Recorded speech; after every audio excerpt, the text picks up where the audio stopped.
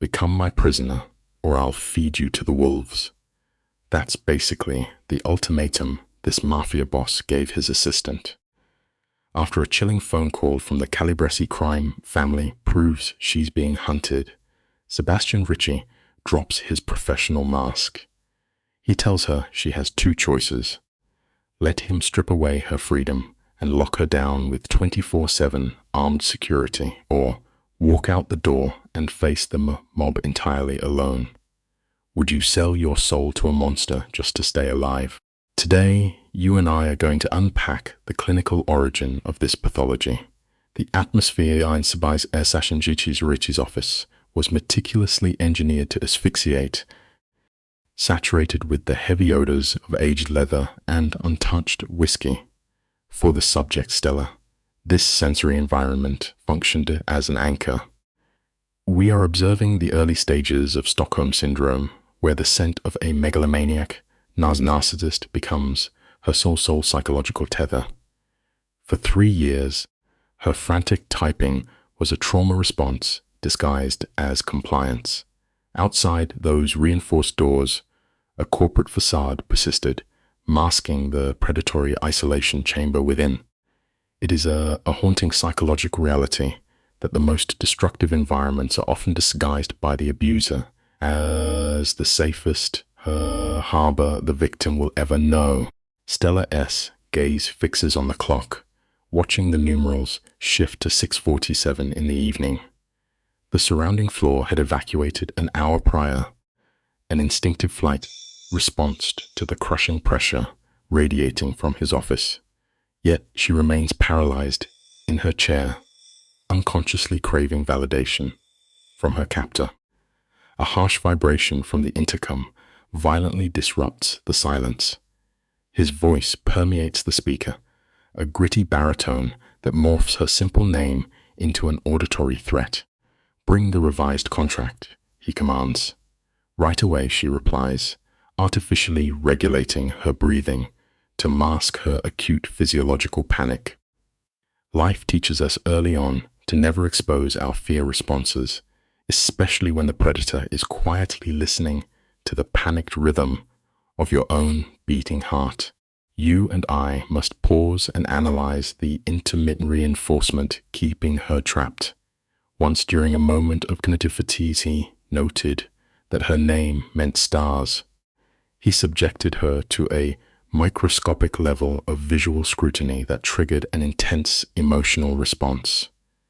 But a ringing phone severed that fragile connection, and the megalomaniac narcissist immediately rebuilt his defensive firewall. Now, she gathers her files, her trembling hands smoothing her navy skirt in a compulsive self-soothing ritual. Her silk blouse is perfectly aligned. In his punitive reality, an asymmetrical detail invites psychological destruction, and his observational skills are clinically predatory. This proves that developing a hypervigilant obsession with minor details is often the only defense mechanism keeping a subject safe. The door is partially unlatched as she approaches his inner sanctum. She performs a mandatory double knock, a submissive or auditory signal, and enters precisely when his vocal command is issued. Sebastian occupies the space behind his desk as a dominant figure, presenting a physical posture of tightly coiled hostility. At 38 years old, his biological and operational dominance is absolute. His appearance is meticulously controlled, wrapped in a suit designed to project intimidation. But his eyes are the primary mechanism for dark voids, broadcast lethal intent while offering the psychological entanglement she craves. Let this be a clinical lesson for us all. Sometimes the specific source of our absolute terror be the exact pathology we cannot stop ourselves from blindly pursuing. Stella places the contract onto his desk, holding her breath to avoid disrupting his rigidly structured environment.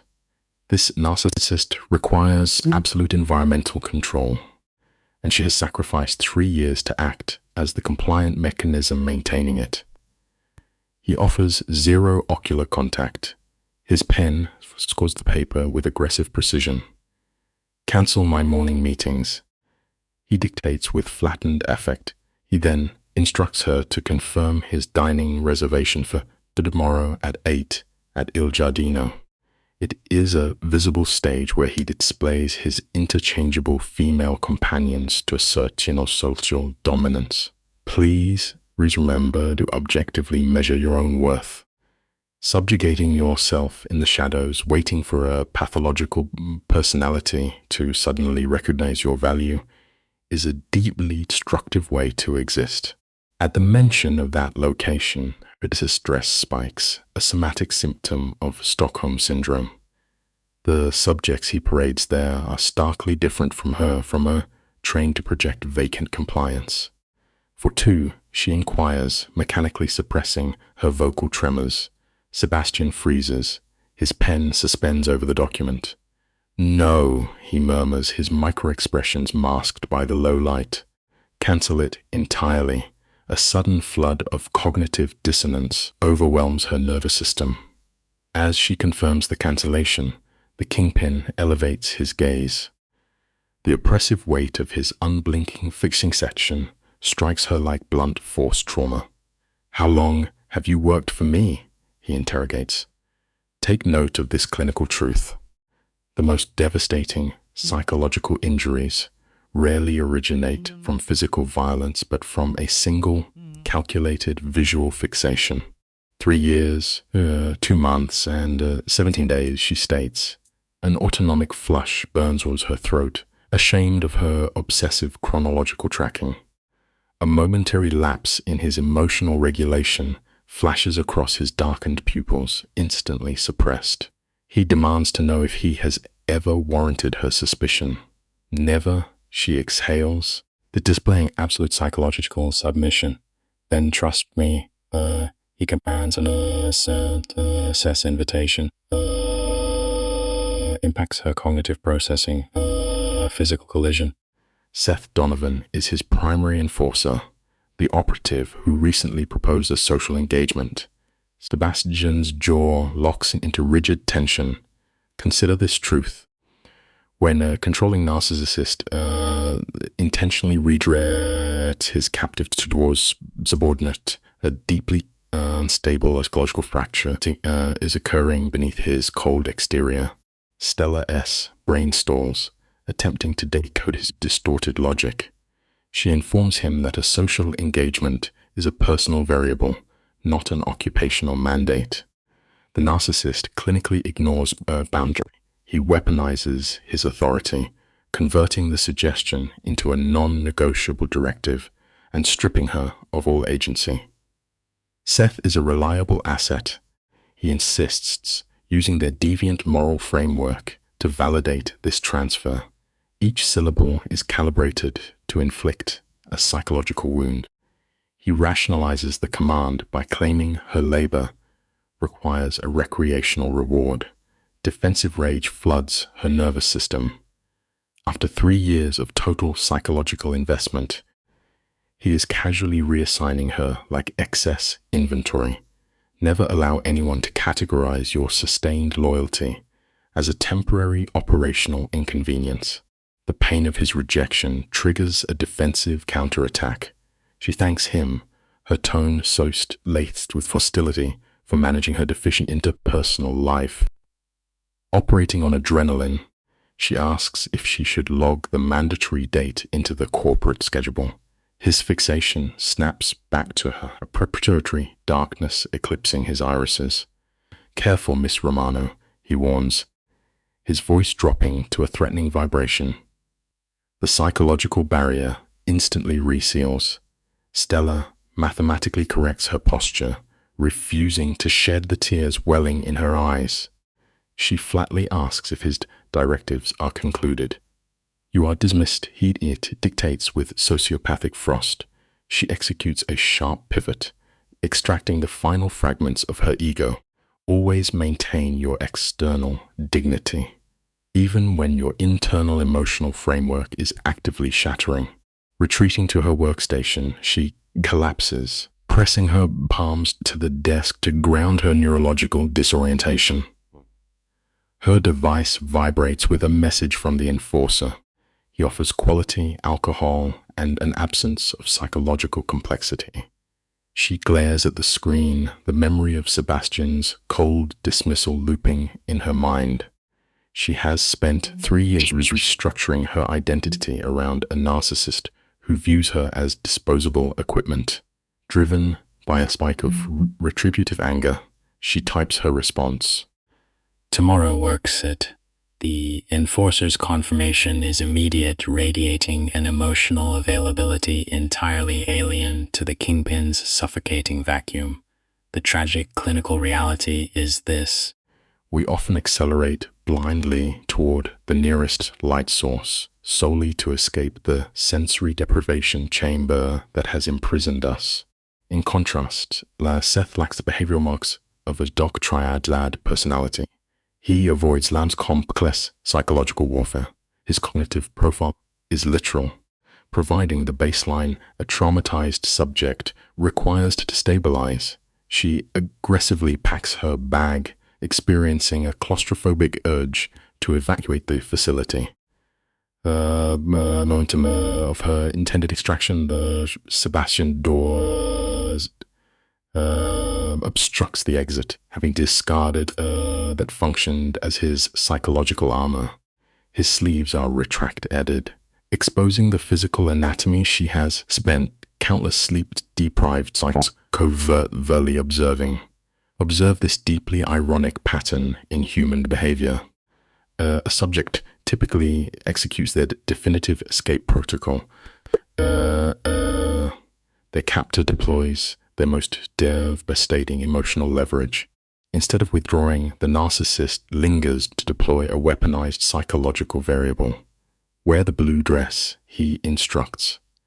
The one from the gala last spring. Stellar X respiratory systems seizes. This hyper-controlled KO kingpin retained a precise visual data point from 6 months prior, despite negligible interaction. She assumed to challenge this invasive surveillance, but he deflected with a fabricated narrative. Seth prefers blue, he states, sealing the heavy bore with brutal finality. Left destabilized, the cognitive dissonance of a boss curating appearance for a subordinate threatens to introduce a mental break. Recognize this vital diagnostic metric. The microscopic details a person covertly archives will permanently betray their true attachments, regardless of the fortresses they construct to hide them. Let us open the file on our subject, Stella. Isolated in the clinical dark of her apartment, the psychological fallout takes root.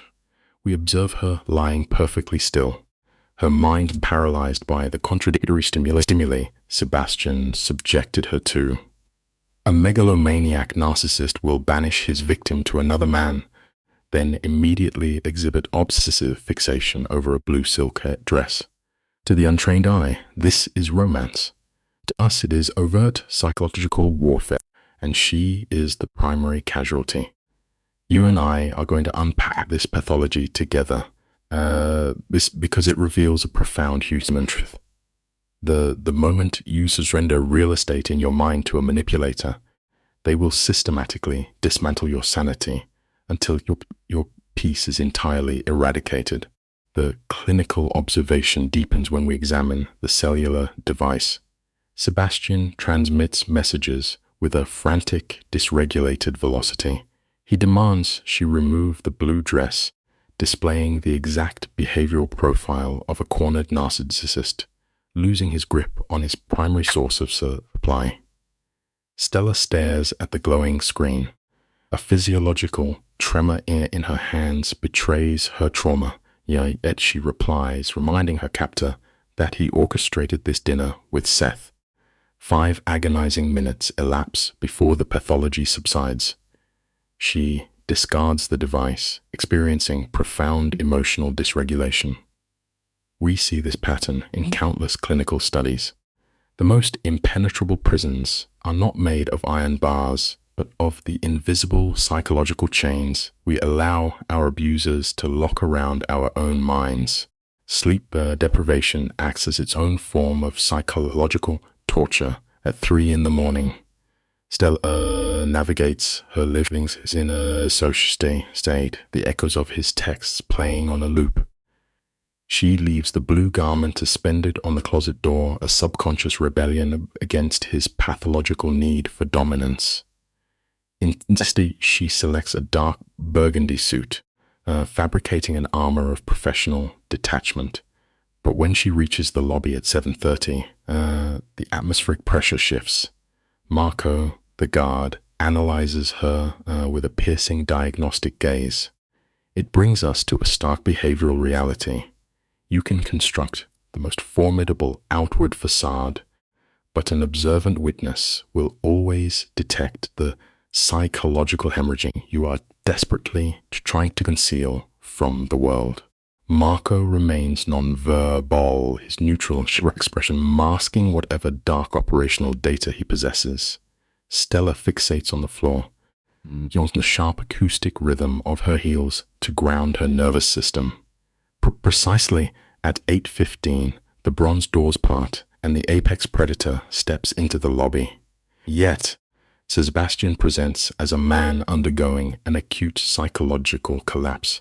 Deep shadows shows bruises his face, his attire severely unkempt.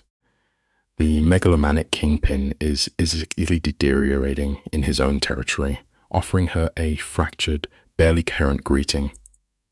This presents a textbook clinical lesson for all of us. The most devastating trauma we endure is always self-inflicted, and that internal decay will inevitably manifest on our physical exterior for the entire world to witness.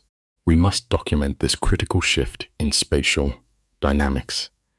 Instead of retreating to his primary domain, the narcissist halts at her workstation. He dictates that the Moretti consultation is delayed until 10, yet he remains stationary. He presses his lethal hands flat against her desk, employing classic physical intimidation. Stella focuses entirely on his scarred knuckles, attempting to establish a psychological boundary. She states with flat effect that any apologies for his prior erratic behavior require a closed-in environment. Interaction highlights a fundamental vulnerability in human attachment. A victim can spend decades fortifying an emotional quarantine, but a calculated glance from their specific abuser can instantly vaporize every defensive structure they ever built. He accepts her parameter, sequestering them inside the soundproof office. Displaying a rare concession, he initially turns his back and issues a verbal admission of guilt, but this is merely a manipulative pivot. When he faces her again, the pathological intensity in his gaze consumes the room. He outright refuses to display remorse for his possessive ideations. Advancing like a predatory entity, he corners his subject, dropping his vocal register to a hypnotic frequency to declare her beauty in that blue dress. We observe a chilling truth about human interaction here. Unfiltered honesty is the most devastating psychological weapon. When an antagonist weaponizes their raw truth, it obliterates the cognitive defenses of the target without firing a single shot. The pathology of Stockholm Syndrome truly solidifies this exact exchange. He whispers that she belongs exclusively to him, yet Stella challenges this cognitive distortion. She interrogates his motive for orchestrating her date with Seth. His jaw clenches, a micro-expression of severe internal conflict. He claims Seth offers a sterile, normative existence. But Stella counters, asking what happens if she actively craves his toxic reality. Her trauma bond is fully active now. His pupils dilate massively as he prepares to breach her physical space. Then, her cellular device vibrates, shattering the tension. It is a frustrating reality of the human experience. The most pivotal psychological breakthroughs are routinely interrupted by the chaotic, a meaningless static of everyday life. The illuminated screen displays a confirmation from the normative suitor, as our Seth. We can practically monitor the violent compartmentalization occurring inside Sebastian's prefrontal cortex. The vulnerable state evaporates, instantly replaced by the sociopathic armor of a syndicate leader. His musculature goes entirely rigid. With a tone completely devoid of empathy, he commands her to reply. Stella retreats into the corridor, experiencing a severe emotional crash, while Marco silently observes her, wiping away tears. This illustrates a catastrophic cognitive error humans make in a misguided attempt to protect our attachments from our destructive tendencies. We deploy emotional frostbite, failing to realize our sudden rejection inflicted cause far deeper trauma than the actual danger ever could. You and I must analyze this next variable very carefully. At 10 in the morning, Antonio breaches the perimeter.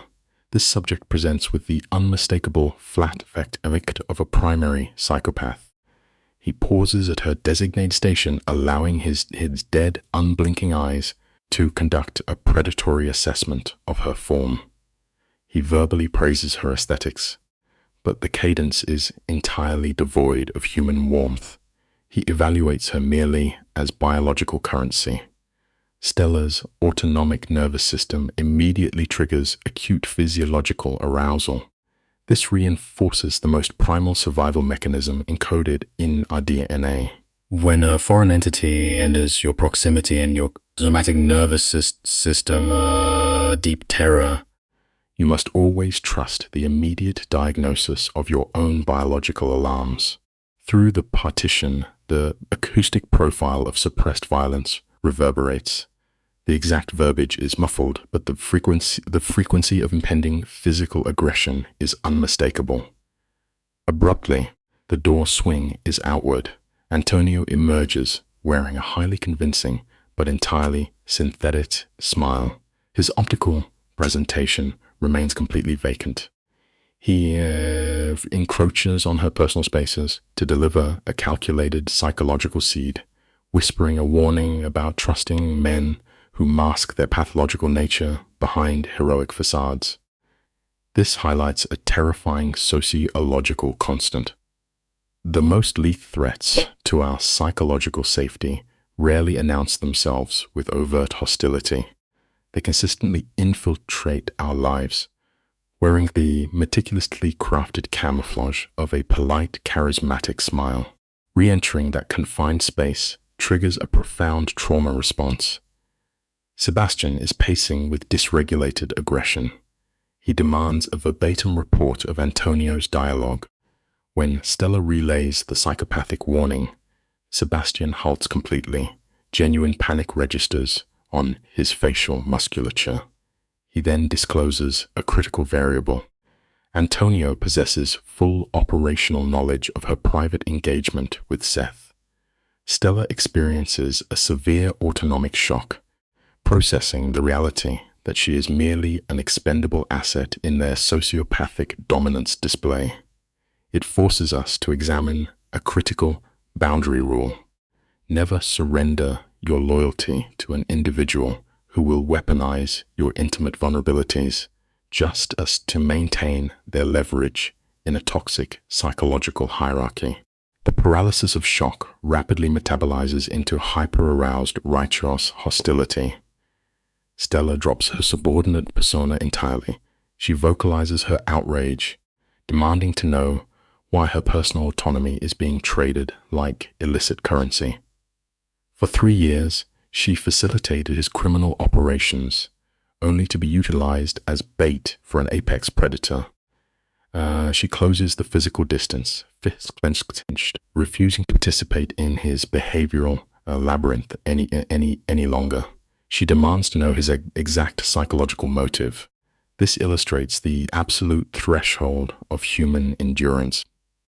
When you find yourself bleeding out for an entity incapable of basic emotional reciprocity, you must initiate a total extraction. Confronted by her undeniable rage, his sociopathic mask finally shatters. Let us examine this case file together, you and I. We are looking at the exact moment pathological architecture of a syndicate boss completely collapses. Sebastian, a classic megalomaniac narcissist, is forced to confess his psychological vulnerability. His rivals have monitored his micro-expressions, noting his obsessive fixation on Stella. He admits his profound attachment is a fatal liability. That orchestrated dinner with Velith was no mere coincidence. It was a calculated behavioral stress test designed by his rival, Antonio. It serves to highlight a fundamental psychological truth. Healthy human attachment is disposed to provide a secure or emotional sanctuary. It should never paint a glaring target on your back for every apex predator in the environment to exploit. Observe the victim's physical response, Ruthless. Stella exhibits the classic hyperventilation of a trauma subject demanding clean. The cognitive fortress of our megalomaniac finally fractures. Pushing her toward another man was not a test of her fidelity, but a masochistic list of his own impulse control. He admits that the mere visualization of another male touching his property triggered a violent psychotic break. He violently articulates the grim reality of his pathology. Proximity to him guarantees his destruction. It is a haunting psychological baseline we often ignore. Sometimes, the highest manifestation of human empathy is possessing the ego strength to completely detach, ensuring the object of your affection is never consumed by your own internal inferno. We are witnessing a masterclass in psychological suffocation. Sebastian relies on primitive possessive defense mechanisms, claiming absolute ownership over her survival. He rationalizes his manipulation, insisting secrecy is the only way to mitigate the environmental threat. But Stella refuses the submissive role of the helpless victim. Demonstrating textbook trauma resilience, she steps into the aggressor's space and demands her autonomy, citing her 3-year survival in his volatile orbit. We constantly attempt to orchestrate the environment to shield our dependence, yet authentic emotional security is never achieved by forcing someone into an isolated containment unit. It requires the psychological fortitude to stand exposed in the freezing storm right alongside them. The sensory isolation of the room mirrors their narrowing psychological states. Stella anchors her physical boundary, challenging his cognitive dissonance. She interrogates whether he truly believed she endured his chaotic environment merely for financial compensation. Stripped of his narcissistic armor, the criminal architect displays profound neurological exhaustion. He begs her to select the socially acceptable surrogate, Seth, and erase their shared trauma bond. When she rejects this avoidance tactic, he is cornered. He confesses his dependency with a single word. It forces us to examine our own avoidance. The peak of psychological courage is holding eye contact and vocalizing your deepest emotional starvation, even when the prospect of finally receiving it induces absolute terror. Observe the complete collapse of a sociopathic ego. Sebastian Esp's repressed hostility reaches critical mass. He describes a homicidal compulsion to dismantle Seth, purely to establish territorial dominance. His physical tension manifests his internal war against a ruthless conditioning. Stella aggressively denies the passive objectification he forces upon her. She commands the megalomaniac to cease treating her existence as a strategic variable. Suddenly, an external stimulus interrupts. The phone rings and her conditioned subservience makes her answer. It is a stark behavioral reminder. We exhaust our resources masking our darkest pathologies, failing to understand that genuine loyalty is allowing a partner the agency to willingly into the blast radius alongside us. The auditory stimulus introduces a new apex predator to the environment. The caller projects a psychopathic calm that neutralizes the room. When Stella demands identification, Sebastian undergoes a total autonomic shift. His musculature rigidifies. The vulnerable attachment is overridden by an ingrained predatory reflex. The Fantavis delivers a veiled execution threat disguised as a polite greeting regarding Seth. Stella drops the receiver, experiencing acute motor tremors. Sebastian's effect is entirely flat, displaying the dead stare of a seasoned killer. It is a bitter clinical reality. The exact second we drop our defenses to processes a profound psychological truth. The chaotic external environment will relentlessly breach the perimeter to collect its splodial. The conflicted lover is eradicated, replaced by the unyielding architecture of a megalomaniac. Sebastian summons his enforcer. Marco breaches the perimeter with weapon drawn. Operating on survival instinct, Sebastian demands the subject be secured in a bunker.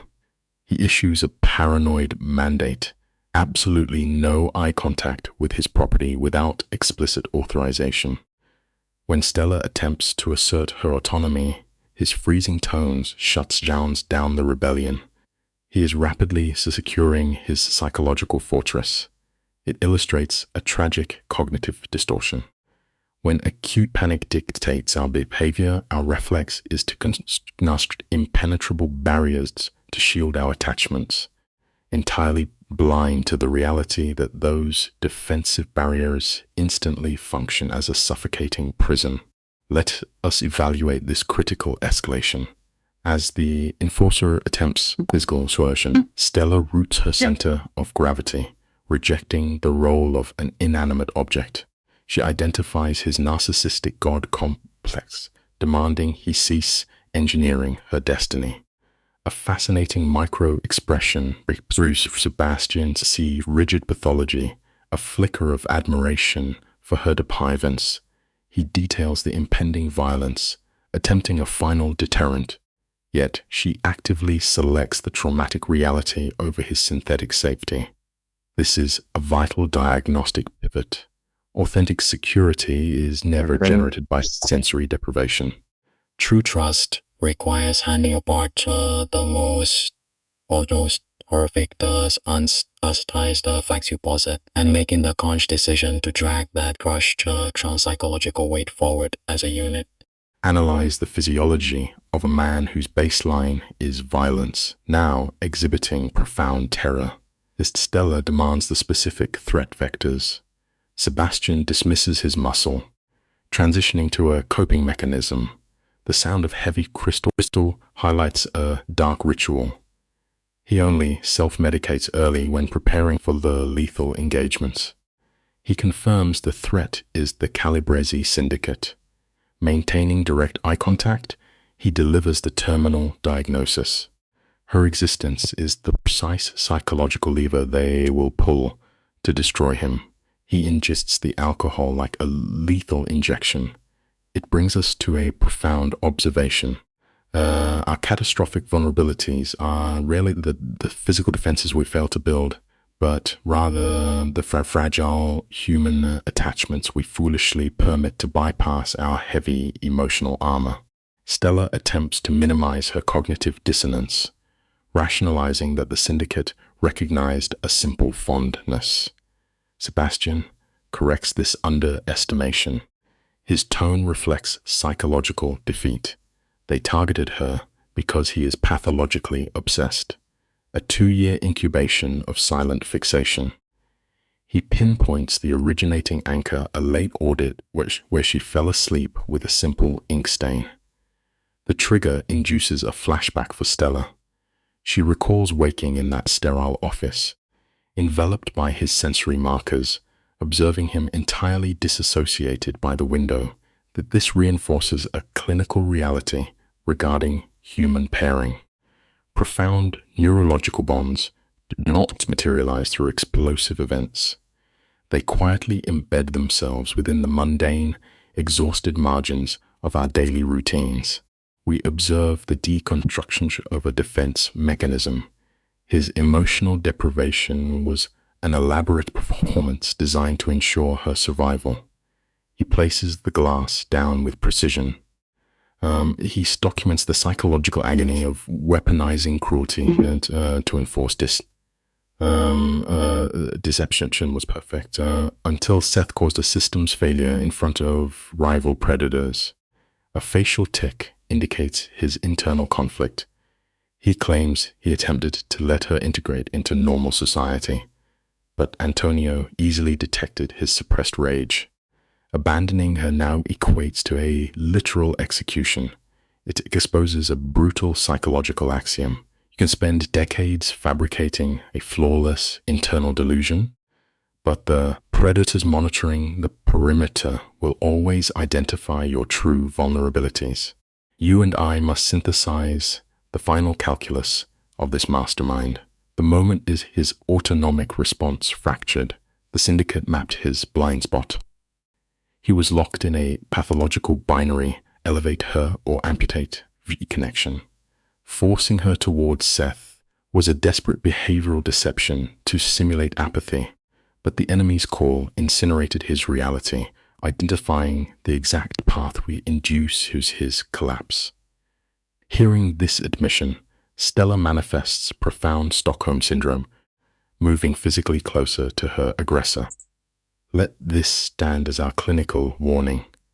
Utilizing human attachments as strategic pawns is a fatal cognitive error. When we orchestrate elaborate performances of detachment, we simply abandon our most treasured assets without armor, directly in the line of fire. Let you and I step into the clinical observation room and examine this violent fracture in the power dynamic. Stella confronts the cartel threat, demanding to know their true motive. For a fraction of a second, the megalomaniac narcissist drops his armor. Sebastian admits his rivals are using her as psychological bait to break his focus. He immediately reverts to dictatorial control, ordering her into isolation. But we observe a classic defense mechanism. She invades his physical space, dismantling his toxic pathology. She correctly identifies his supposed protection as a suffocating cage. The data leaves us with a heavy, enduring realization about human attachment. Wrapping a steel chain in soft velvet does not make it an embrace. Real love demands the raw courage to let your partner stand and fight the creeping dark right beside you. The pressure causes Sebastian's rigid exterior to crack. His tone drops to a harsh gravel, insisting her autonomy is irrelevant when survival is at stake. The cruel words hang in the air like suffocating smoke expression. Disgust his own lack of control. He closes his eyes, but Stella remains immovable. She deconstructs his distorted reality, where total isolation is justified merely to keep her breathing. Suddenly, the narcissist shatters. He admits that if his violent lifestyle caused her harm, the guilt would completely destroy him. He authorizes murder daily, yet the thought of her bleeding paralyzes his mind. This reveals a tragic, unavoidable truth we see in behavioral science. The exact thing that gives us our ultimate strength will always become our deepest, fatal vulnerability. Analyze the shift in Stella's behavior as her voice drops to a whisper. She demands a choice, not the cold ultimatum of a dictator. Sebastian stares back, desperation bleeding through his megalomaniac mask. He offers two paths: be locked away under heavy guard, or leave forever so he can pretend she means nothing. Stella diagnoses the panic suffocating him. He is paralyzed by the clinical terror of abandonment, displaying deep Stockholm syndrome. She demands a third option. She rejects the safe house and binds herself directly to his violent crossfire. This brings a profoundly resonant truth to light. We constantly try to organize our lives into perfectly safe boxes, but the most authentic paths require us to completely abandon comfort and step straight into the raging fire. Let us pause the file and look at this together. Is the subject losing her cognitive grip or executing a psychological masterstroke? She pushes the mob boss to claim her openly. Rather than exhibiting victim mentality, she issues a battle cry. If enemies target her, she chooses the spotlight, weaponizing his terrifying reputation as a shield. Sebastian's eyes ignite with hunger. He steps close, his shadow enveloping her, warning that this public display is a permanent brand. She will be chained to his pathological nightmare, inheriting every rival. The underlying truth here is heavy and undeniable. Loving someone completely means embracing their entire existence. You cannot simply bathe in the comfortable light. You must have the raw courage to swallow their terrifying darkness too. Sebastian delivers a freezing reality check. He states her ordinary existence replaced by suffocating security. Yet Stella completely rejects the role of the submissive victim. Interrupting his warnings, she reclaims her agency, refusing to be catalogued like a fragile possession. If she enters his syndicate, she demands equality. The megalomaniac instantly closes the distance. His hands frame her face with aching gentleness, scanning pupils for any micro-expression of hesitation. He makes a dark, pathological vow. Once he claims her, his possessive nature will never let go. This behavioral pivot highlights a profound truth. Genuine devotion is never about surrendering your personal power. It is about actively combining your strength to stand against the cold dark together. The room's atmosphere becomes suffocating. Sebastian stares her down, commanding her to cancel her civilian dinner date. He insists the city must know she is his exclusive property. Stella refuses to break eye contact, challenging him to prove his grandiosity. Stop hiding behind words, she demands, and show the syndicate. This sparks a terrifying, possessive shadow across a narcissist's face. He summons his enforcer with an ironclad directive. They are booking the most visible room at Il Giardino tonight. Marco must broadcast this anomaly to every rival family. This behavioral shift reflects a grounded truth about ambition. When you finally step up and claim your space in this world, you can never afford to whisper. You must make your actions so undeniable that everyone pays attention. Marco maintains cold professionalism, though the shock in his posture is palpable. He asks for the next directive. Sebastian immediately orders a diamond ring by 7 tonight. Stella, arguing the rapid escalation, breaks all rational boundaries. But Sebastian stands before her an iron wall. In his brutal pathology, there are no half measures. She will wear his ring for the underworld to witness. He clinically confesses he has waited 2 agonizing years to execute this exact obsession. Hours ago, she lived a normal life.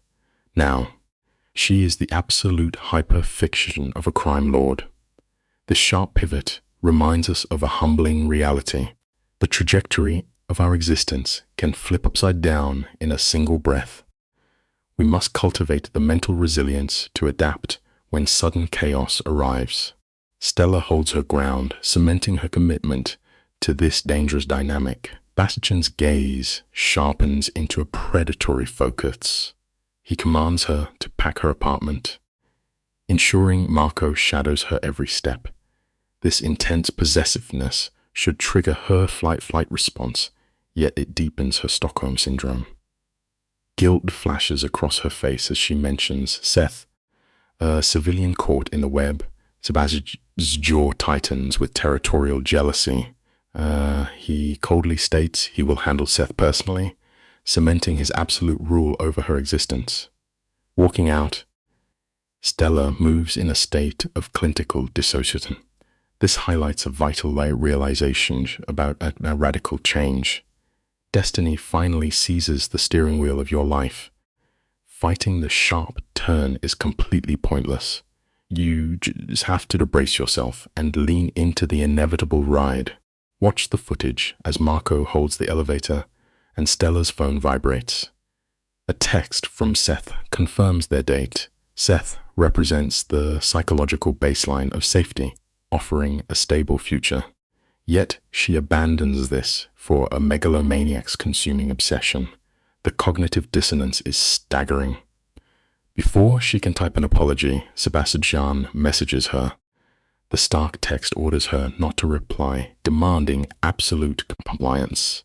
You and I must recognize something crucial about human behavior right here in this exact frame. True, transformative passion rarely chooses the mathematically safe road. Stella drops a rust device into her bag, severs its final ties to a normal reality. She is plunging headfirst into a dangerous psychological abyss, completely ready for the terrifying fall. The sedan blows past the turn to Stella's apartment. Marco navigates toward an elite fortress guarded by security. Panic spikes her heart rate. This is not her residence. Marco's affect remains completely flat. He clinically explains she is relocated to Sebastian's property, but until the threat neutralizes. Then comes the psychological blow. Marco casually notes her belongings are already transferred. No warning, no consent, a total violation of boundaries. The terrifying reality of the narcissist's absolute control hits her nervous system. It is a deeply suffocating realization of her captivity. Marco meets her gaze, stating the boss is merely preserving her life. This forces us to confront a tragic reality about power dynamics. Sometimes the heavy promise of ultimate safety looks exactly like a locked, gilded cage. Marco's clinical reality check initiates her compliance. Her old apartment offered zero tactical security. Despite his dictatorial methods, her survival instinct accepts this relocation. The doors open into a massive penthouse, bombarding Stella with an imposing display of wealth. Floor-to-ceiling windows showcase the glittering city. The furniture belongs in a museum, and a priceless painting hangs above the fireplace. It is a calculated environment designed to overwhelm the senses. Yet, as she wanders through this flawless mansion, a chilling psychological realization settles in. The narcissist isolation phase is complete. This brings us to a vital life lesson. You must always inspect the hidden locks on your major life upgrades, because despite the breathtaking luxury, Stella is simply a bird trapped inside a solid gold cage. Let us open the file on Sebastian and Stella. Marco directs her to the master suite, noting her clothes arrive in 1 hour.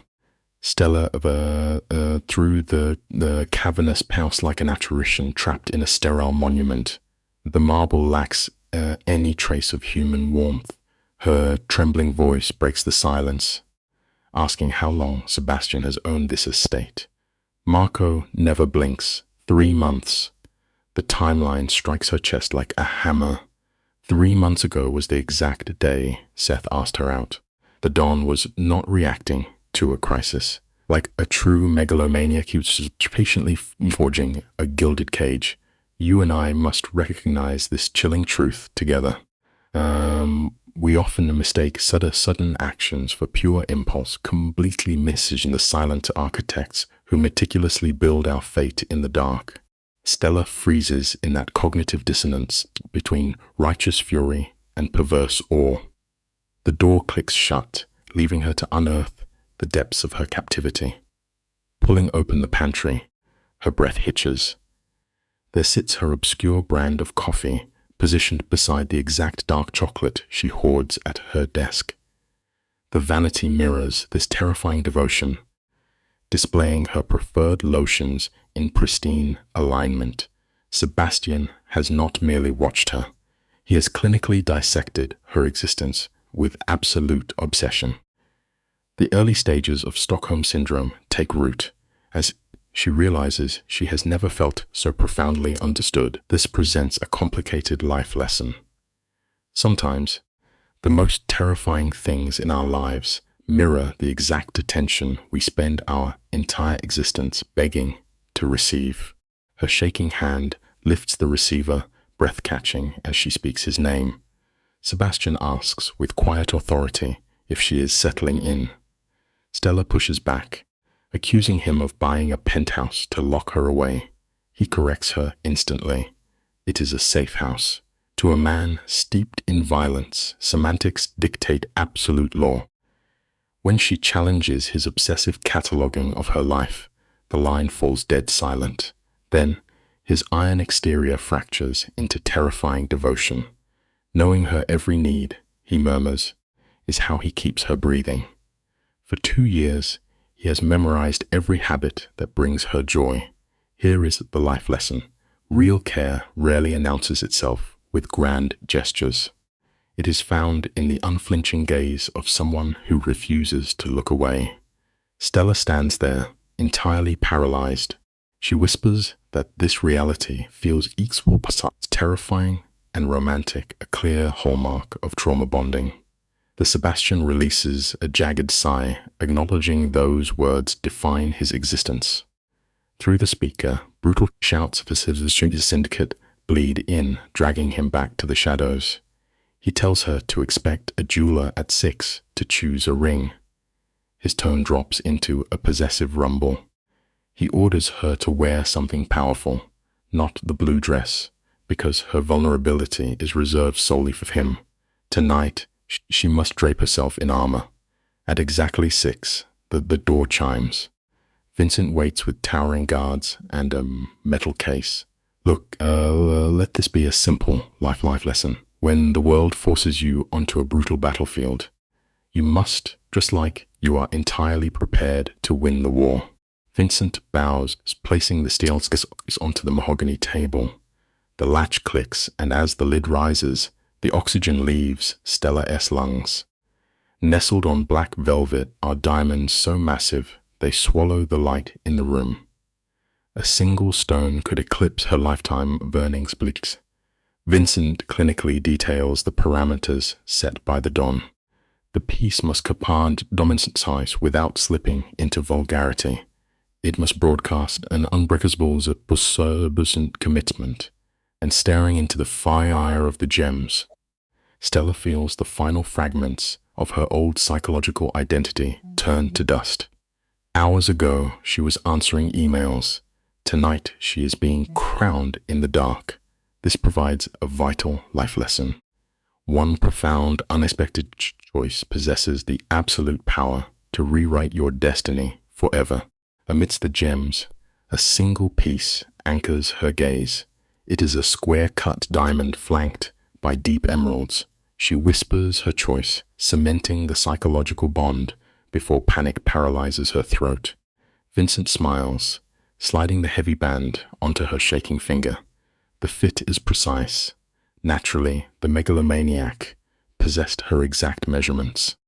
The revelation hits when Vincent murmurs that Sebastian chose this ring yesterday. Before she processes the timeline, the jeweler delivers the final strike. The piece was commissioned 3 months ago. The boss merely called yesterday to declare his wait over. You and I must recognize the terrifying nature of such calculated patience. The most massive foundations in our lives are poured quietly in the dark, long before the heavy walls ever rise. Vince notes that the Don is called many terrible names, but impulsive is not one of them. His psychological web was spun ages ago. Later, Stella stands by the glass, the diamond dragging her hand down like an emotional anchor. The silence shatters with a text from Seth. He admits Sebastian made contact, and the violent puzzle pieces have finally locked together. Seth delivers a haunting observation. He writes that they look at each other as if the rest of humanity ceased to exist, warning that Sebastian will gladly burn the world to ash just to keep her warm. But playing with an inferno guarantees severe burns. Honestly, this reveals a difficult life lesson. The most breathtaking things we encounter are often the most lethal, and we alone must measure the painful price we pay. Stella remains anchored by the glass consumed by Seth's warning. She weighs the catastrophic psychological cost of Sebastian's dark obsession. Devotion this heavy always extracts a brutal mental toll. Suddenly, 3 sharp knocks fracture the silence. The door opens to reveal an imposing woman with eyes like chipped ice. It is Claudia Ricci, the formidable aunt of the boss. For 3 ignorant years, Stella was shielded from the ruthless reality of his bloodline. Claudia glides inside, her calculating gaze dissecting Stella with the exact predatory focus defining her nephew. This proves a haunting life lesson about the mental defenses we construct. You can spend a lifetime enacting thick bricks to hide your vulnerable truths, but fate will eventually bring those heavy walls crashing down. Claudia claims the velvet sofa with authority, moving with the lethal elegance of a predator, surviving decades of bloodshed. She refuses to mince words, declaring she waited for her nephew to drop his corporate disguise and claim his prize. To Claudia, this violent collision of their worlds was a psychological inevitability. She did not come to offer warm blessings. Leaning in close, she delivers a clinical reality check. Rival factions will view Stella as a fragile outsider. They will hunt her every mental vulnerability to shatter Sebastian's empire from the inside out. It is a crushing burden. Yet, here is a profound life lesson to internalize. A person will inevitably walk into rooms designed to make them feel weak. When that happens, only courage forces the world to bow. Stella stands frozen under the psychological weight of this underworld. The penthouse now feels the gilded subconsciously feared invisible bars tightening against her chest. Stripped of her coping mechanisms, she whispers she has no idea if her mind can survive this trauma, yet she is willing to try. Claudia offers a knowing smile. In a syndicate drowning in blood, raw psychological honesty remains the highest currency. She reveals a delicate gold chain with a solitarily star. Fastening the cold metal around Stella's neck, Claudia speaks of her mother, who walked into the Mafia Inferno and forced the old guard to bow. This presents a harsh life lesson. True belonging is never a soft gift handed to you, but a brutal territory you must fiercely fight to earn. The gold chain on her collarbone is not a brand of property, but proof of her conscious choice. She is actively embracing her captor, stepping into the flames. Tears blur Stella's vision as she whips gratitude, though Claudia dismisses the emotion with a sharp wave. The matriarch warns this life will inevitably draw blood, yet swears to guide her psychological transition through the dark. Claudia reveals the true threat. The Calabrese faction is circling. Sebastian, driven by his obsessive narcissism, plays a reckless game to ensure Stella survives the night. When violence erupts, trust must be her shield. This provides a terrifying life lesson. Sometimes, when a person's world spins into total chaos, the greatest survival tactic is trusting the one steering the wheel. Stella crosses into the criminal underworld, surrendering to the man her rational mind begs her to flee. She wears a sharp, black dress acting as psychological armor, transforming her terror into cold authority. The headquarters sits in a oppressive silence, broken by light bleeding beneath the heavy oak door. Marco knocks once.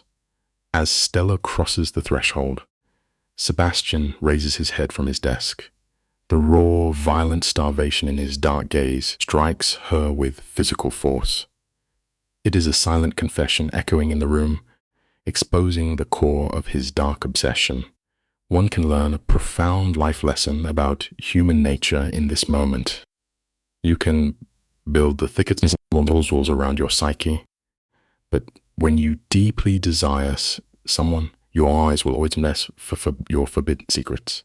We observe a classic manifestation of narcissistic possession in the subject, Sebastian. The clinical term for that unhinged gaze is absolute psychological consumption. He presents her with emeralds as an heirloom tied to his maternal trauma, utilizing material transfers to anchor her to his fractured psyche.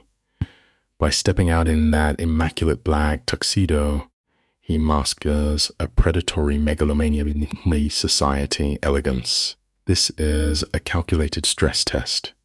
He needs to confirm his new acquisition comprehends the terminal gravity of his syndicate.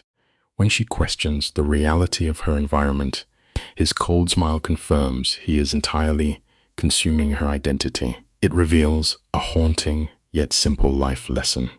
At our absolute core, humanity often craves the dangerous comfort of someone willing to devour our broken pieces just to ensure we never leave their sight. The subject executes this psychological conditioning with terrifying precision. Sebastian produces a weathered velvet box, an artifact heavy with generational trauma. The emeralds inside were a gift to his mother from a violently antisocial father. Sebastian purposefully fractures his vocal register here. It is a brilliant, instinctual manipulation, exposing a calculated vulnerability to trigger her innate maternal rescue complex. He is not merely giving her a necklace. When he steps behind her to fasten the cold metal against her skin, he is physically branding his property for the criminal underworld to witness. This dynamic forces us to confront a brutal life lesson. There is a deeply unsettling thrill in being loudly claimed by a predator who otherwise operates in absolute deadly silence. Notice the physical control tactics at play. He anchors her face between his heavy hands, isolating her visual field entirely so he becomes her only reality. He clinically explains that the true psychological warfare is just beginning. He warns her about the opposing faction, the Calabrese family, utilizing external threats to accelerate her dependency on him. It is a textbook isolation method. He convinces her she is the ultimate target, assuring her that any aggressor was lethal retaliation. This locks her into a proud state of Stockholm syndrome, interpreting his violent paranoia as romantic devotion. Their subsequent kiss is fueled by his pathological starvation for control. It proves a difficult life lesson. You can never merge your psychological landscape with another person without fundamentally altering your own baseline reality. Stella completely surrenders to the embrace, a clear indicator that the trauma bond has successfully taken root. Beneath Sebastian's sociopathic exterior lies the frantic desperation of a narcissist who has finally secured his primary source of emotional supply. Following this bonding phase, they enter an exclusive shadowy restaurant to execute a public territorial display. The host physically recoils, exhibiting a biological fear response mixed with absolute submission. Every patron in the establishment halts their movements, their eyes locked on the syndicate leader and his new psychological hostage. It leaves us with an undeniable life lesson regarding human dominance. Even as the most violently guarded megalomaniac will eventually strip away their own psychological armor when they find the exact right person to manipulate. His hand rests heavily on the small of her spine. In behavioral terms, this is a propitiatory gesture, a silent broadcast of absolute ownership as they move through the watchful crowd. He projects the dominant authority of an apex predator. Anxious whispers ripple through the criminal elite, their cognitive dissonance triggered by seeing a mere assistant branded with the infamous syndicate heirloom. The couple bypasses the paranoid stares, entering a soundproofed private dining space draped in heavy velvet. This environment acts as a sensory deprivation chamber, isolating her further from the outside world. It brings us to a simple life lesson. A person can construct the most impenetrable psychological fortress on earth, but their ultimate vulnerability will always be the human beings sitting directly across the table. The subject lowers his vocal tone, utilizing the dim candlelight to establish a false sense of intimacy before delivering a calculated confession. Sebastian admits he reserved this exact room a dozen times over the past 24 months, only to abort the plan each time. His psychological rigidity prevented him from bringing an alternate part into a space he had mentally assigned to Stella. He spent 2 years spitting stockings,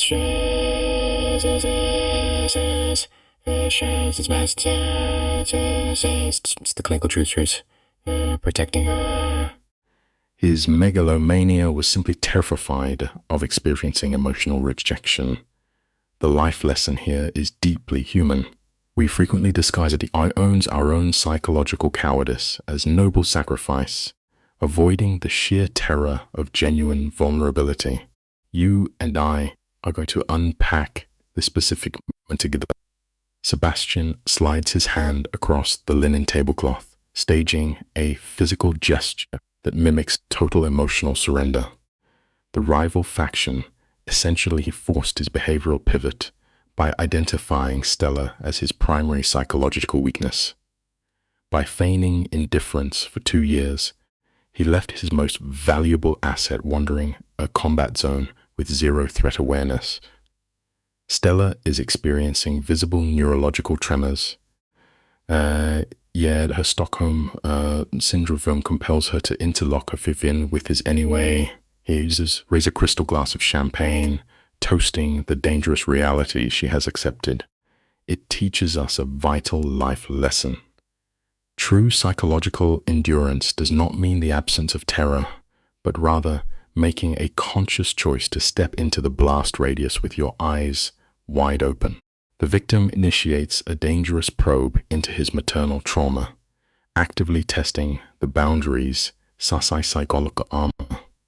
He recounts the timeline of his core wounds.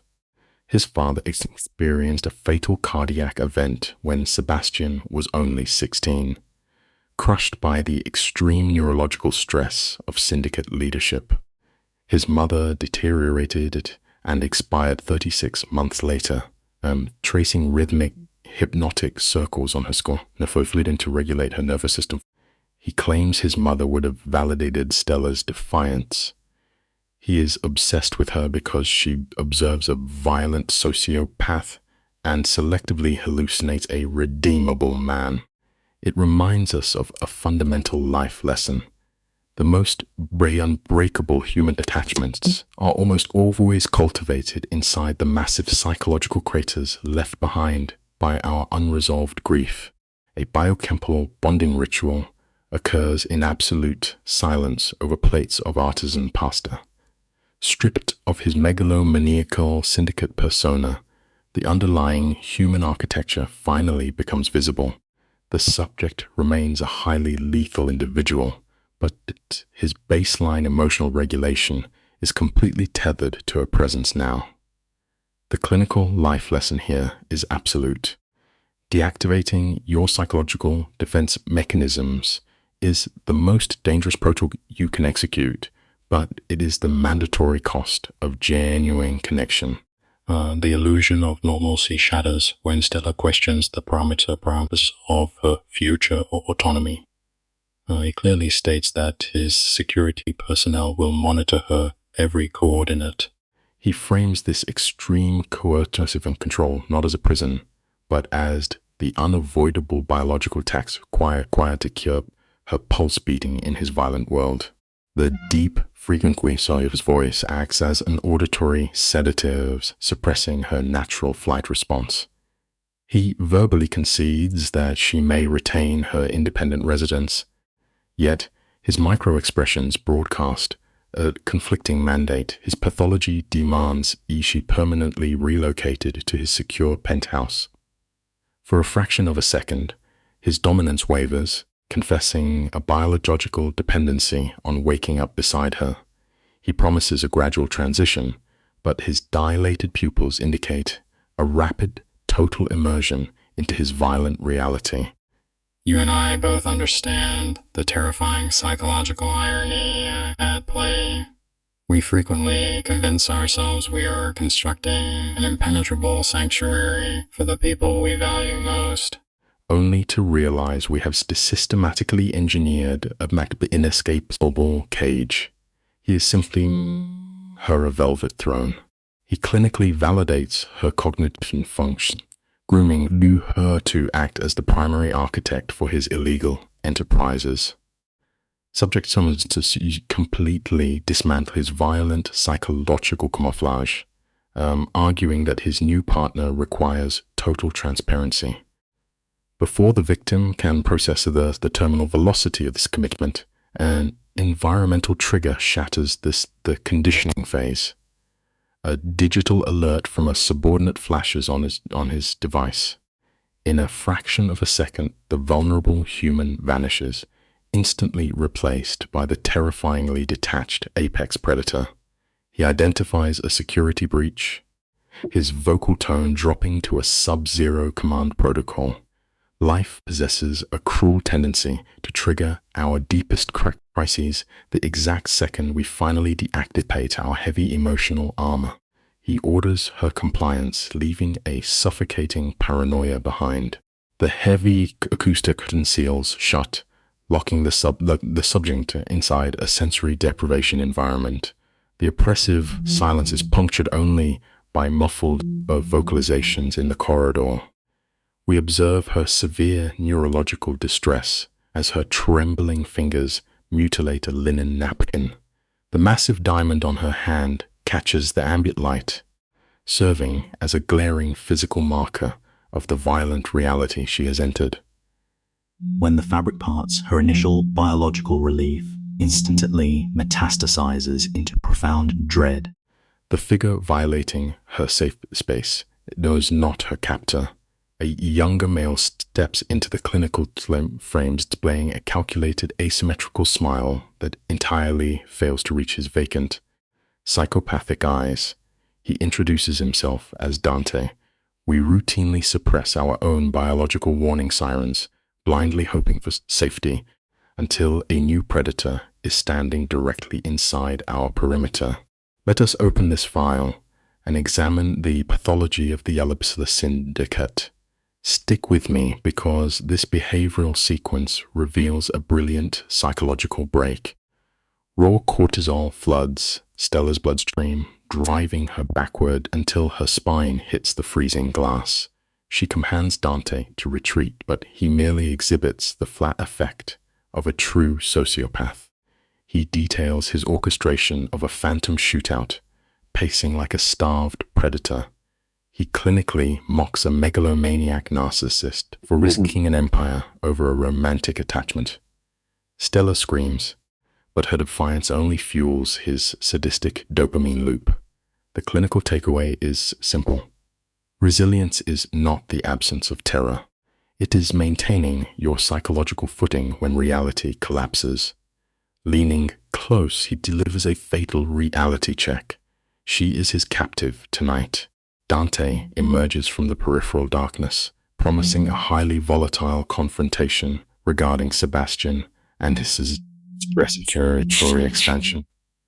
Stella plants her feet, exhibiting a profound freeze response that mimics defiance. The psychological tension spikes drastically as Dante slides a hand into his tailored jacket, drawing out the freezing steel of a handgun. The romantic illusion is violently eradicated. He presents her with a classic, coerced ultimatum. Terror paralyzes her motor functions, yet she logically warns him that discharge a firearm in this fortress is a suicidal variable. Completely unbothered by self-preservation, Dante secures the weapon. Instead, he produces a medical syringe, its needle gleaming maliciously in the candlelight. A mild chemical restraint, he whispers. This confirms a brutal clinical truth. Sometimes the quietest, most calculated interventions are the ones that permanently sever a life. She weaponizes a verbal threat, assuring him that Sebastian will literally dismantle him. Dante projects an arrogant smirk, noting they must locate him first. The physical space violently shifts as he lunges through the shadows. Stella reverts to a primal survival instinct, seizing a heavy glass bottle and swinging it with erratic force. Dante evades the blunt trauma, his detached laughter saturating the room. He is neurologically intoxicated by the predatory hunt. She releases a ragged vocalization of panic, scrambling backward. Suddenly, the velvet curtain is violently ripped from its rings. Sebastian occupies the doorway, his facial micro-expressions locked into an absolute predator state. He radiates the sub-zero energy of an apex killer. The data clearly shows we never fully grasp the violent pathology of a loved one until a rival encroaches. Unfazed, Dante dares him to initiate a war. Dante abruptly freezes as he processes the terrifying micromotor stillness radiating from Sebastian. The syndicate leader drops an auditory warning that mimics an open grave, swearing he will erase Dante and his genetic lineage from the earth before sunrise. You and I need to carefully unpack this diagnostic criteria together, because that was not a mere threat. It was a pathological fixation. Marco infiltrates the perimeter, weapon raised, sealing the exits. Dante exhibits defensive grandiosity, claiming the operation is far from concluded. Sebastian steps into the light, vibrating with unrestrained hostility. He states the negotiation went terminated the exact second Dante observed his chosen mate. The behavioral lesson here is severe. Violating a megalomaniac narcissist's core boundary guarantees absolute eradication. He clinically orders Marco to dispose of the biological waste. Marco physically restrains Dante, extracting him into the corridor before the heavy doors seal. Sebastian crosses the room with predatory efficiency. The behavioral contrast is staggering. The identical hands capable of ordering mass casualties are now executing delicate tactile reinforcement. He frames her pale face, his pupils dilated with hypervigilance, demanding no Dante compromised her. Stella signals a negative, but her central nervous system crashes into violent tremors. He anchors her against his chest, mimicking a physical barrier. He verbally reinforces her safety, but his vocal tone drops to absolute zero when she questions the perimeter breach. An internal operative. Psychology teaches us this agonizing metric. The most devastating trauma always originates from your trusted inner circle. We construct massive psychological walls, only to invite the true parasites inside. Sebastian verbally conditions her to believe the threats are neutralized, his voice maintaining a sociopathic calm. When Stella inquires about the rival, he removes a tear from her cheek, enforcing a cognitive block. Tonight is strictly dedicated to stabilizing her physiological vitals. Tomorrow, the opposing faction will experience the lethal consequence of threatening his perceived property. Stella pleads with him to avoid a systemic conflict on her behalf. He locks visual contact, confirming that thinks the escalation phase has already commenced. She represents absolute psychological anchor, and any disturbance demands a heavy biological toll. She is paralyzed by the suffocating magnitude of his narcissistic attachment, A healthy bond nurtures, but an obsessive attachment is a raging inferno that willingly consumes the host. It illustrates the absolute lethality of a man defending his singular fixation. Let us evaluate this critical juncture together, because this interaction permanently alters their power dynamic. Stella vocalizes a desire to return to her isolated baseline, longing for the predictable safety of her apartment. Sebastian immediately overrides that cognitive distortion. His facial musculature tightens as he mandates her relocation to his fortified penthouse. Applying gentle pressure against her forehead, he manipulates her into accepting his absolute authority. Her neurological exhaustion forces compliance, yielding a silent nod. The construct of a normal romantic encounter dissolves, replaced by the suffocating parameters of Stockholm Syndrome. As his security detail escorts them, the concrete gravity of her captivity solidifies. We often march blindly into maladaptive bonds, rationalizing the warning signs, but every pathological choice requires a brutal toll, and reality will collect its psychological debt. From an analytical standpoint, illiterations establishing an emotional tether to a violent sociopathe is equivalent to holding a loaded firearm against your own carotid artery. By placing herself in his proximity, Stella actively inserted herself into the crosshairs of grave rival syndicates. Yet, here is the fascinating pathological variable. She actively consented. She evaluated the systemic violence and overt terrorism and opted for complete psychological enmeshment. This highlights a highly destructive human behavioral loop. Individuals will routinely subject themselves to catastrophic environmental hazards simply to maintain proximity to their primary emotional captor.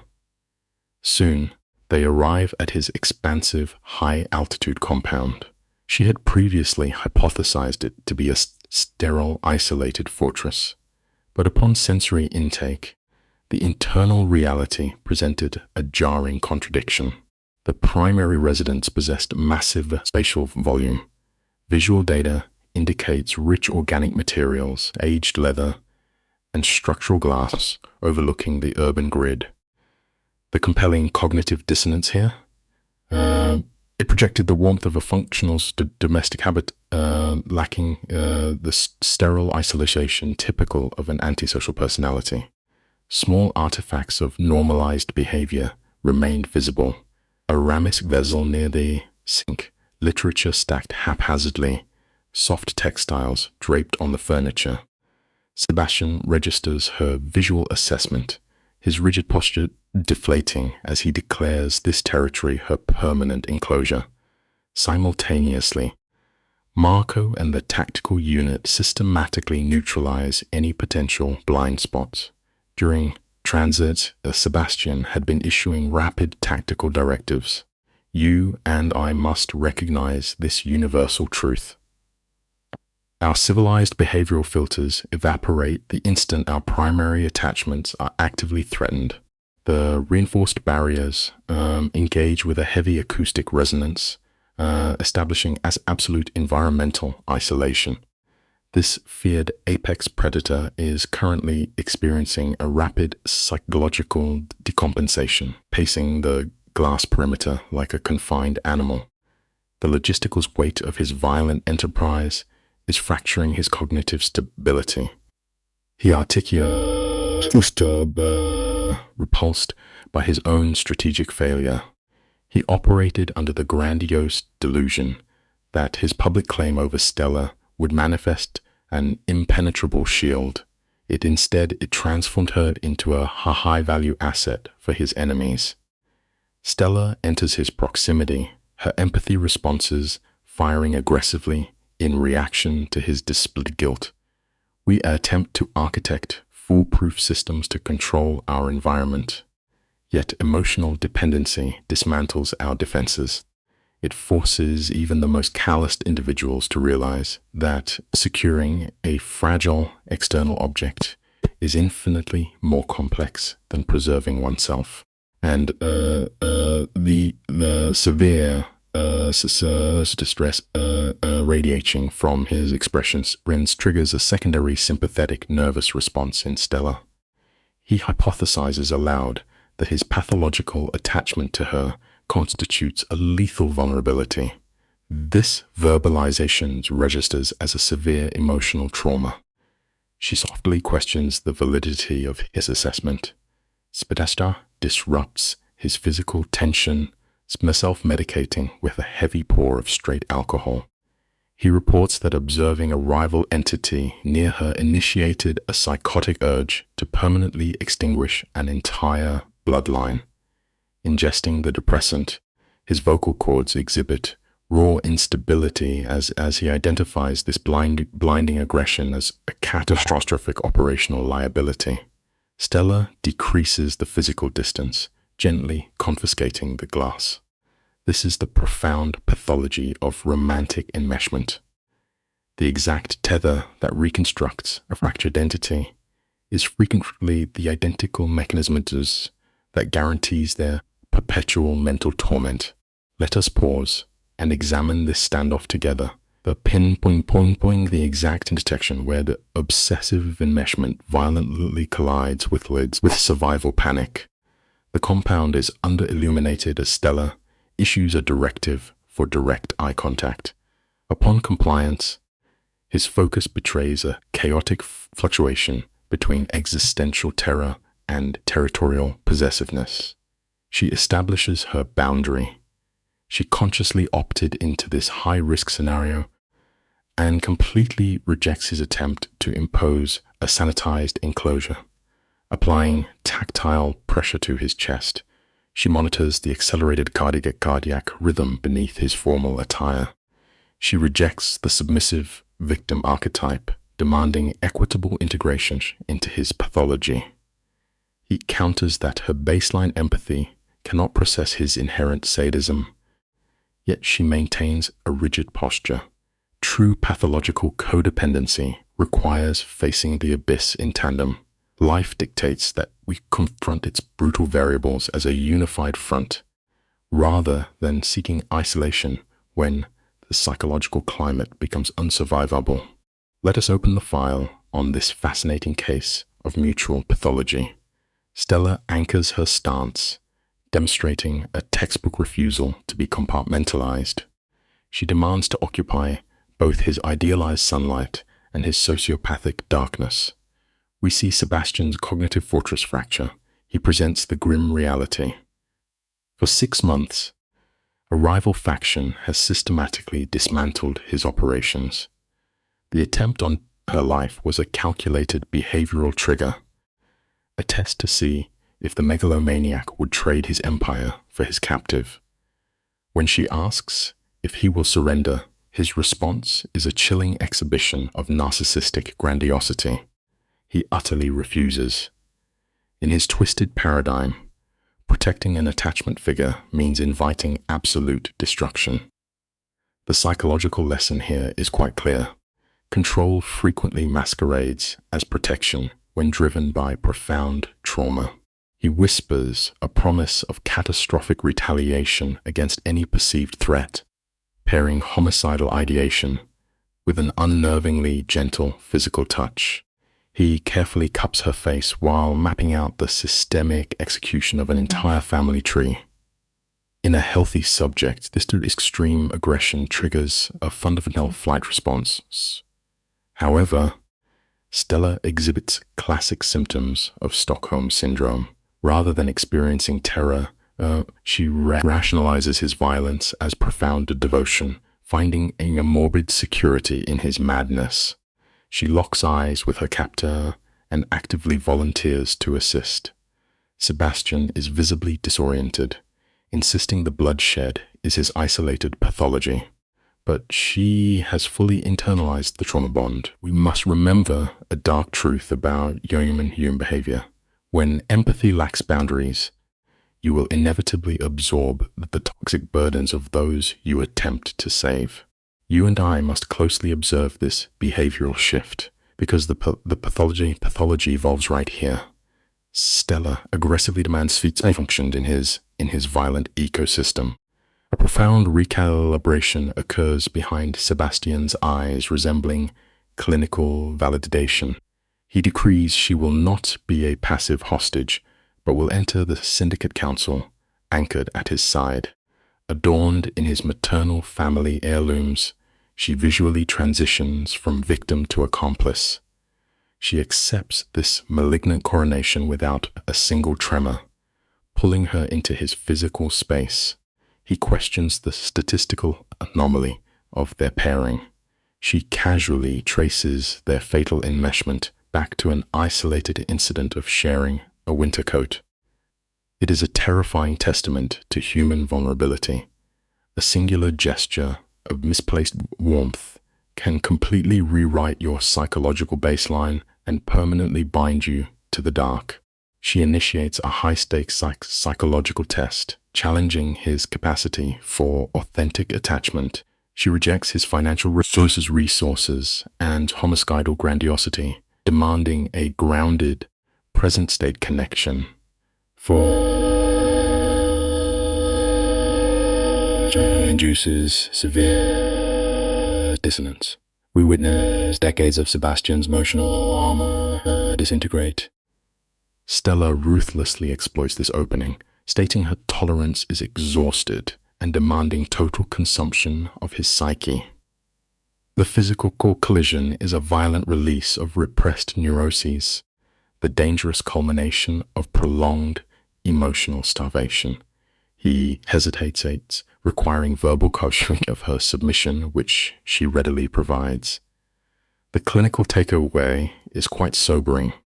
Surrendering your rational defenses to a volatile, entering the most dangerous psychological gamble a person can execute. The bedroom functions as an isolation chamber, suffocated in expensive textiles and profound darkness. Sebastian places her with obsessive reverence, his visual focus indicating acute hyperfixation.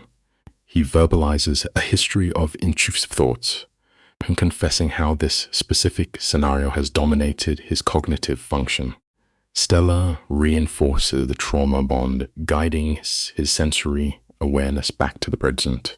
His touch displays the frantic dependence of adopting a new obsessive religion. It is a textbook manifestation of shared psychosis, two fragmented entities attempting to synthesize a whole. Grounded by his physiological rhythms, her anxiety flatlines. This biological sync reveals a vital truth. The human nervous system is wired to seek regulation through another, even when that source is inherently destructive. Let us examine the mechanics of this manipulation together. The quiet shatters when Sebastian admits a startling behavioral maneuver. He actively engineered her romantic date with a third party, attempting to orchestrate her removal from his chaotic environment.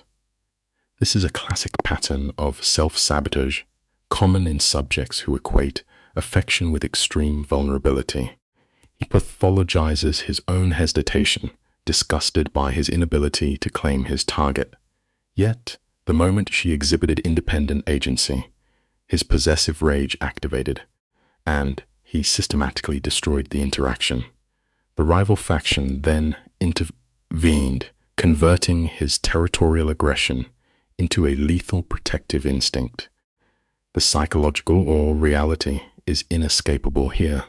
When a subject perpetually refuses to assert a definitive boundary, external circumstances will brutally construct one for them. He manipulates his empathy by offering a calculated apology, blaming his emotional paralysis for her near assassination. Stella observes this apex predator and supplies the ultimate narcissistic supply. She absolves him. However, she establishes a rigid behavioral boundary. The covert manipulation must cease. If he requires her presence, he must drop the curated facade and expose his complete sociopathic spectrum. Sebastian seals this dysfunctional contract with physical intimacy, pledging his total fixation. They spend the subsequent hours discharged in 2 years of suppressed neuroses. As daylight permeates the room, Stella rationalizes that her survival is now permanently enmeshed with his pathology. The morning council rapidly approaches. Authentic allegiance often requires abandoning your moral compass to weather the catastrophic fallout of another person's destructive designs. A tailor is deployed to construct her psychological armor, utilizing high fashion as a tool of visual dominance. The clinical objective is broadcast her nuistus as a direct extension of the megalomaniacy.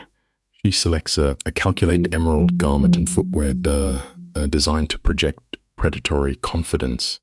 Sebastian monitors this visual assimilation with acute subversiveness, adjusting her heavy gemstones as if placing a collar on a prized asset. Their arena is the covert operating base of a corrupt exporter. Penetrating this environment means facing a syndicate of ape-spread predators who govern the city through systemic violence. The behavioral takeaway in this scenario is deeply pragmatic. When a subject projects impenetrable grandiosity and unflinching physical presence, even the most deeply conditioned psychopaths are forced into a temporary posture of submission. We observe a masterclass in aggressive social conditioning as they breach the perimeter. The environmental noise flatlines the instant Sebastian presents Stella as his chosen mate. Exuding terrifying grandiosity, he dictates that she is now shielded by his lethal reputation. You can practically observe the rapid risk assessments, the atmosphere in the frontal cortexes of these assembled killers. By weaponizing their trauma bond, Sebastian has effectively neutralized immediate physical threats. A rival operator named Antonio executes a calculated, hollow toast. The pack mentality takes over as subordinates mimic the gesture, yet Stella detects the micro-expressions of suppressed hostility radiating from the shadows. This illustrates a sociological principle. A peer group will frequently simulate compliance while secretly engineering your ultimate destruction in the dark. The vacant seating of the Calabrese faction serves as a visual anchor for impending violence. Sebastian exerts physical ownership, resting a proprietary hand on Stella while detailing the failed abduction. The atmospheric tension instantly spikes. This is not a standard territorial dispute. It is a catastrophic breach of antisocial protocols. The space devolves into anxious chatter. In this subculture, targeting a dominant male's designated property is a terminal error.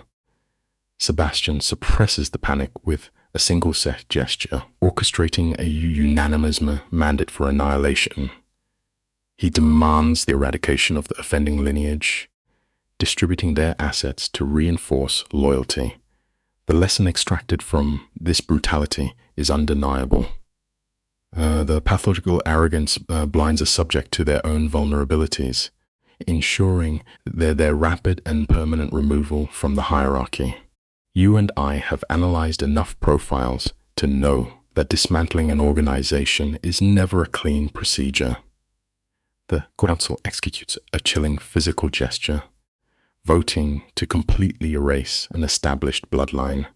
As the secure doors close, Sebastian reinforces his physical hold on his new psychological anchor. They have navigated the initial stimulus, but a prolonged cycle of violent retaliation is guaranteed. Fascinatingly, Stella exhibits profound emotional blunting, stepping out of the darkness with an eerie, clinical calm. This dynamic provides a warped perspective on human bonding.